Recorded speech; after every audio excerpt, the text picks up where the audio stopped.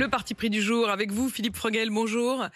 Philippe Frogel, vous êtes Bonjour. diabétologue, généticien, vous travaillez à la fois au CHU de Lille et à l'Imperial College de Londres.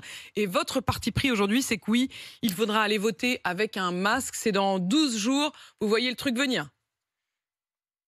Oui, parce que il faut quand même essayer de protéger les personnes les plus âgées. Et vous savez que ce sont souvent les personnes âgées qui vont voter tout ensemble. Mm. Et en même temps, les personnes qui tiennent les bureaux de vote, parce que il va falloir tenir pas qu'une seule fois. Il va Ouais. falloir faire 2 fois, puis ensuite les législatives. Faut pas du tout faire comme il s'est passé la dernière fois avec les élections municipales.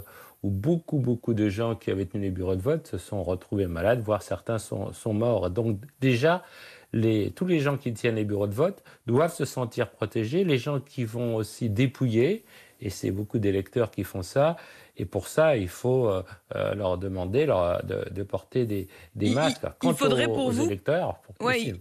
il faudrait pour vous que le gouvernement donne clairement les règles du jeu et dise que ce moment, qui est quand même un moment de mouvement de population, où on attend jusqu'à 80% des Français qui se déplacent et qui passent par un bureau d'élection, un bureau de vote, il faudra mettre le masque et ça devrait être une règle.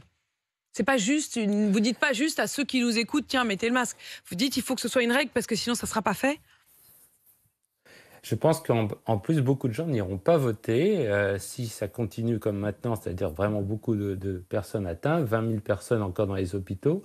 On va avoir un manque de votants, comme pour la dernière fois pour les municipales, du fait de la pandémie. Et donc, déjà, on a peur de l'abstention. Alors, autant favoriser pour que les gens n'aient pas peur de se déplacer dans les bureaux de vote.